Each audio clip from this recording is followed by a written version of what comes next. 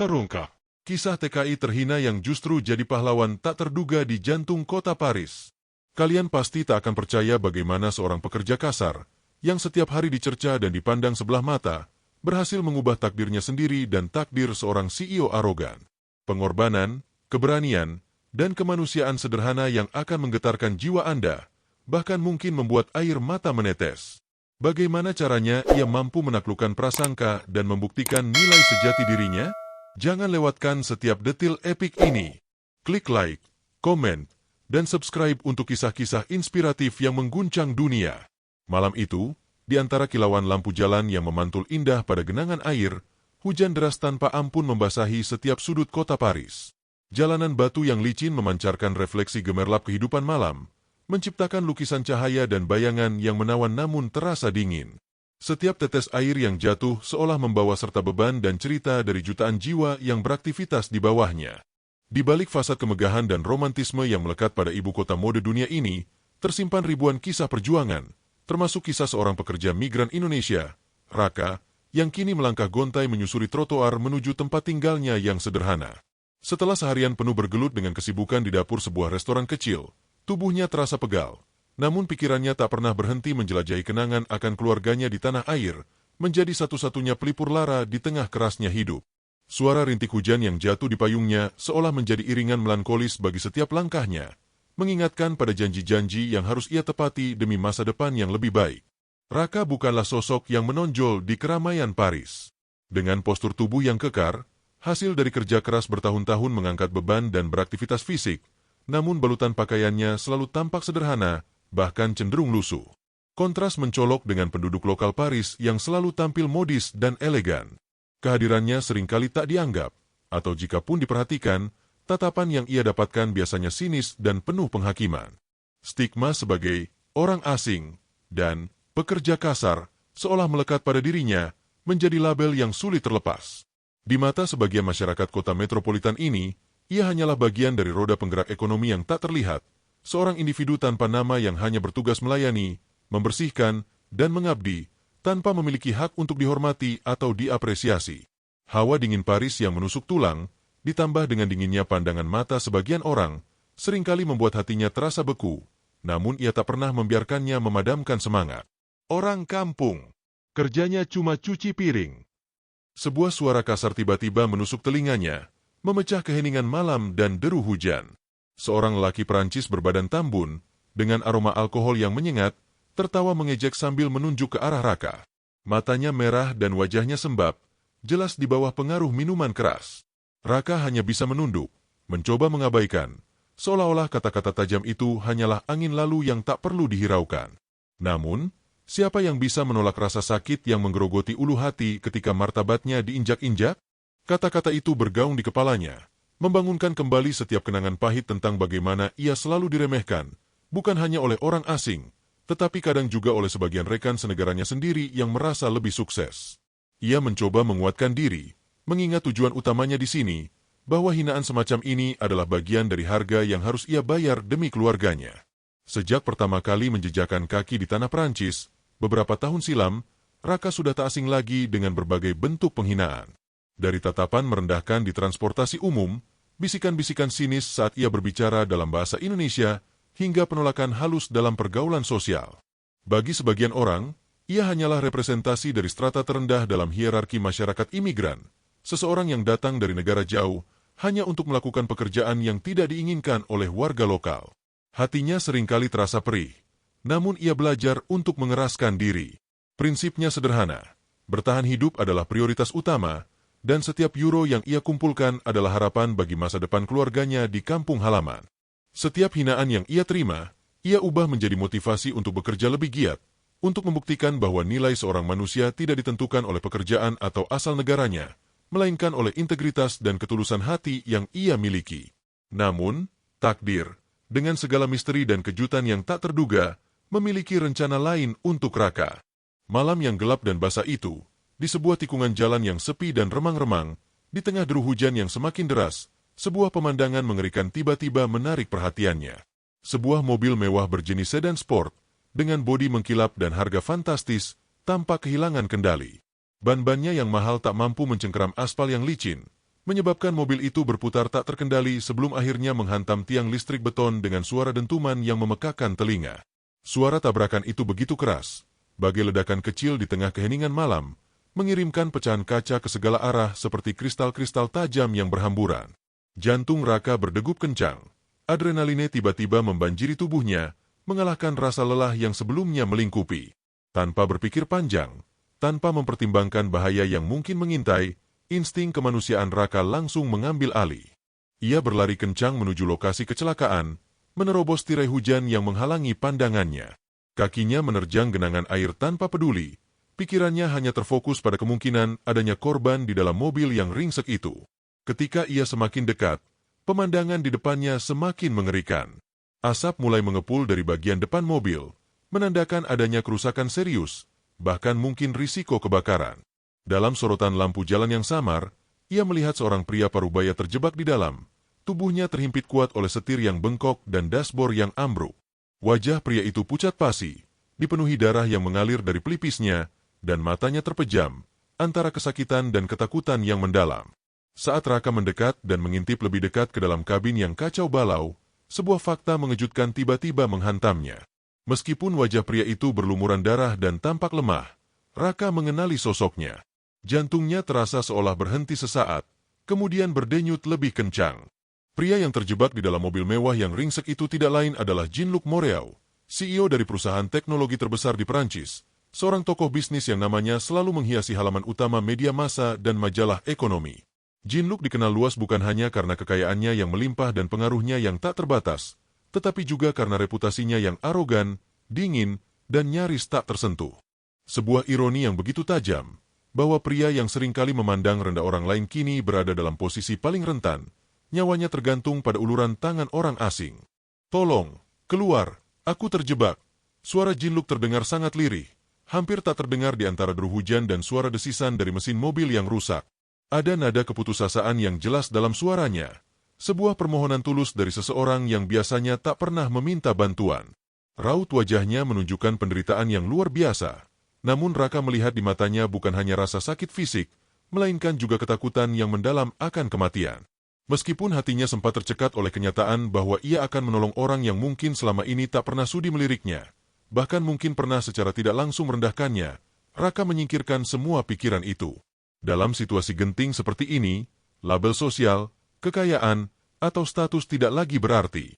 Yang ada hanyalah manusia yang membutuhkan pertolongan, dan manusia lain yang mampu memberikannya.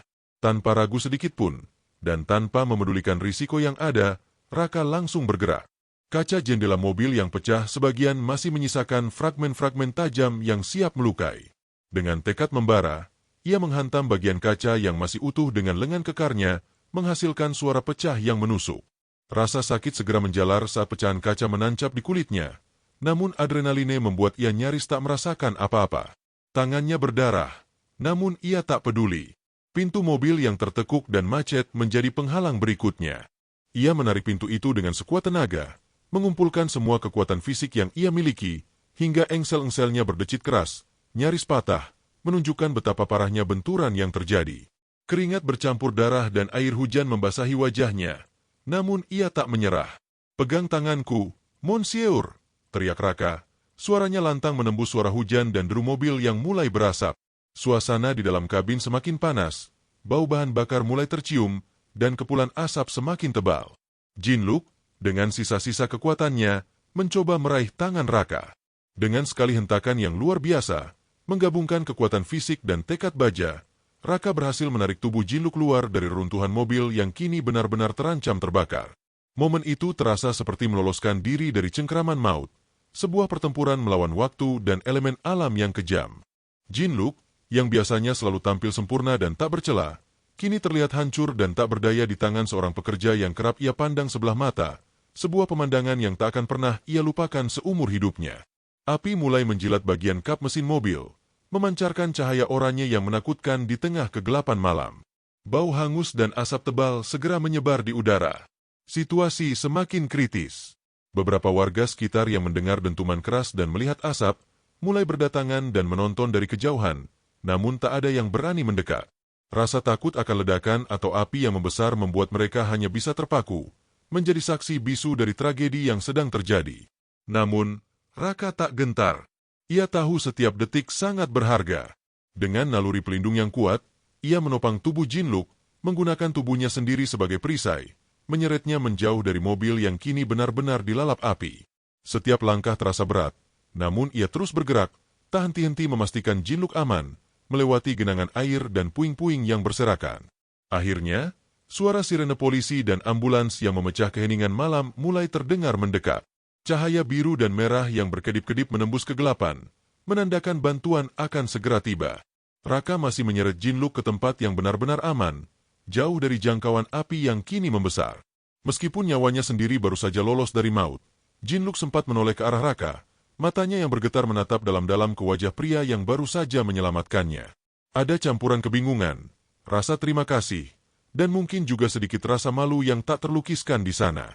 Ini adalah tatapan dari seorang pria yang seluruh hidupnya dikelilingi oleh kemewahan dan kekuasaan, kini dihadapkan pada kenyataan bahwa nyawanya bergantung pada kebaikan hati seorang asing yang selama ini mungkin ia remehkan. "Kenapa? Kau menolongku? Kau tahu siapa aku, bukan?" tanya Jinluk dengan suara yang masih lemah dan serak, namun dengan tatapan mata yang mencari jawaban. Pertanyaan itu terucap bukan karena tidak percaya, melainkan karena rasa keheranan yang mendalam. Ia adalah Jinluk Moreau, miliarder, CEO sukses, figur publik yang sering dicari media. Ia tak terbiasa menerima kebaikan tanpa motif tersembunyi, apalagi dari seseorang yang penampilannya menunjukkan kelas sosial yang jauh berbeda. Pertanyaannya adalah refleksi dari dunia yang ia kenal, dunia yang penuh perhitungan dan kepentingan. Raka, dengan wajah yang berlumuran darah dan keringat, namun dengan senyum tipis yang tulus, hanya menatapnya sejenak, seolah kata-kata tidak diperlukan untuk menjelaskan motivasinya yang murni. Raka hanya tersenyum tipis, sebuah senyum yang memancarkan ketulusan dan ketenangan di tengah kekacauan. "Saya tidak peduli siapa Anda. Nyawa manusia harus diselamatkan. Titik." Jawaban singkat dan lugas itu meluncur begitu saja dari bibirnya, tanpa embel-embel, tanpa harapan akan pamrih. Kata-kata sederhana itu diucapkan oleh seorang pekerja migran yang sering diremehkan, menusuk hati Jinluk lebih dalam daripada yang bisa dilakukan oleh kritik tajam dari para pesaing bisnisnya. Jinluk Moreau, seorang pria yang biasanya dikelilingi oleh para penjilat yang siap memujinya demi keuntungan pribadi, dan para pengkhianat yang siap menjatuhkannya demi kekuasaan, kini ditolong oleh seseorang yang sama sekali tidak mengenalnya, seseorang yang tidak mencari keuntungan apapun darinya, melainkan murni didorong oleh rasa kemanusiaan. Kata-kata Raka seolah menjadi cerminan murni dari nilai-nilai luhur yang selama ini terabaikan dalam hiruk-pikuk kehidupan Jinluk yang serba materialistis. Dalam balutan kemewahan dan kekuasaan, Jinluk terbiasa melihat dunia sebagai arena persaingan, tempat setiap orang saling berlomba, kadang saling menjatuhkan. Konsep tentang kebaikan hati yang tanpa syarat, tanpa motif tersembunyi, nyaris tak pernah ia temui dalam lingkaran sosialnya.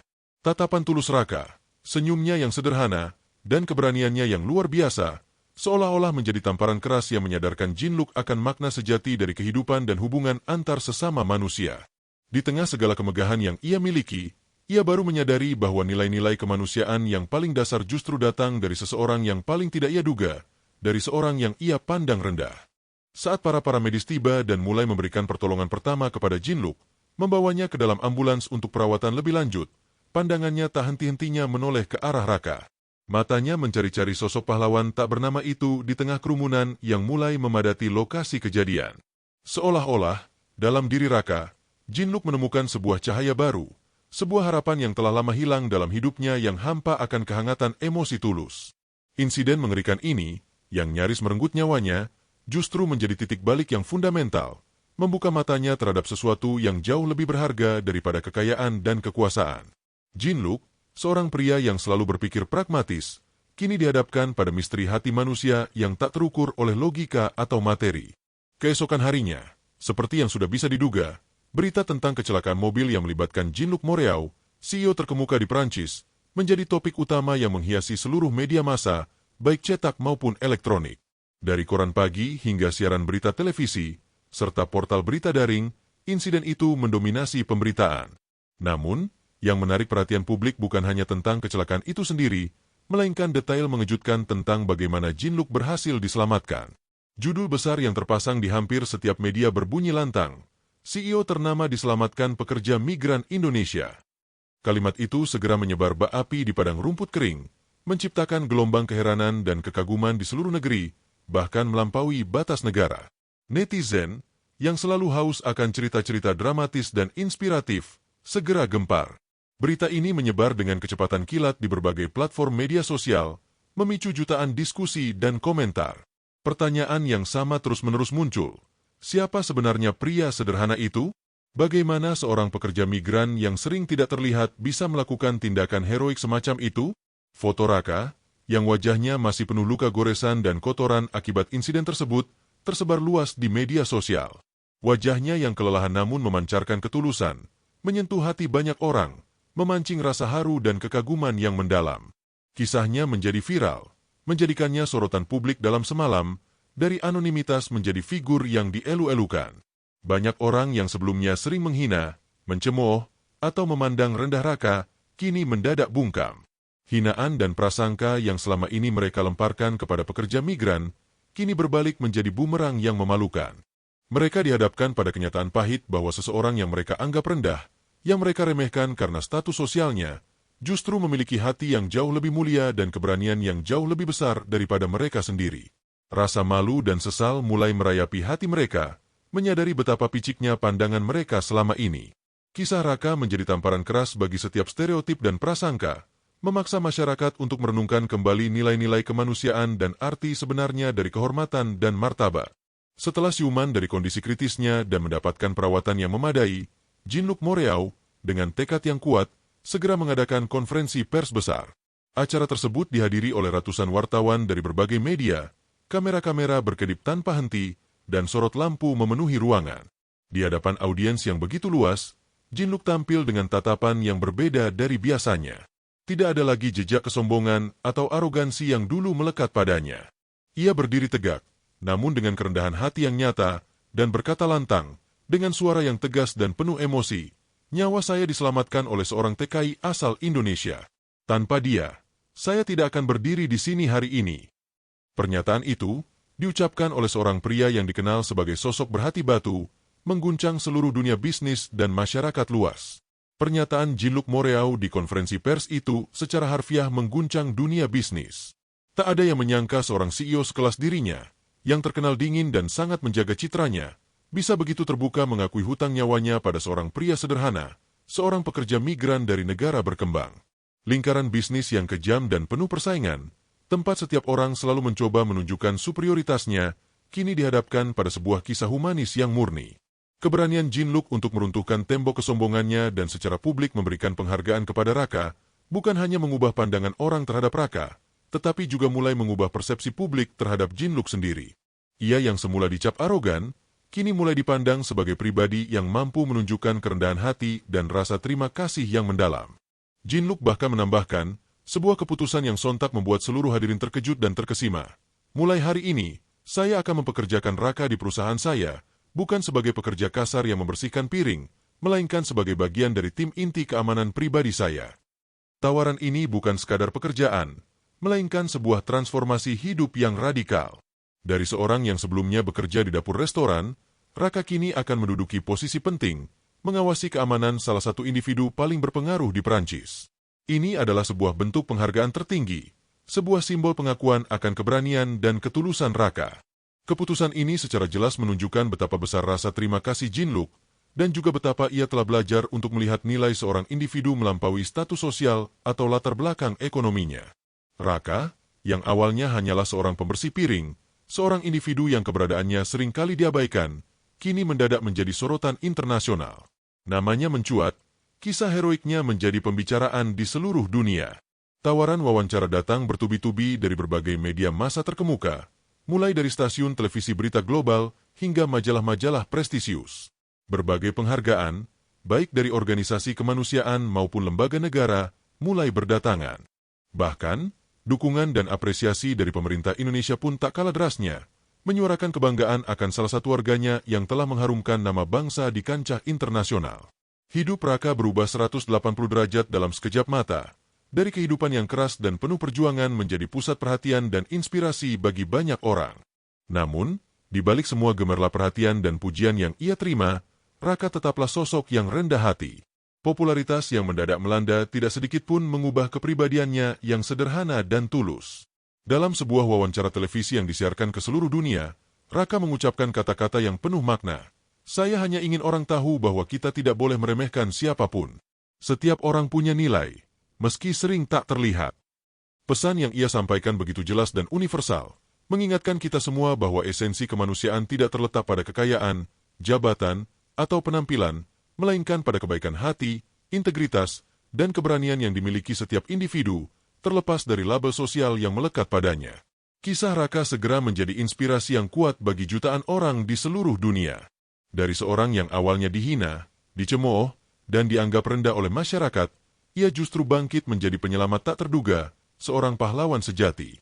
Keberaniannya untuk bertindak tanpa pamrih di tengah bahaya, serta ketulusan hatinya yang tak mengenal batas status sosial, membuktikan bahwa nilai sejati seorang manusia tidak bisa diukur dari label-label duniawi.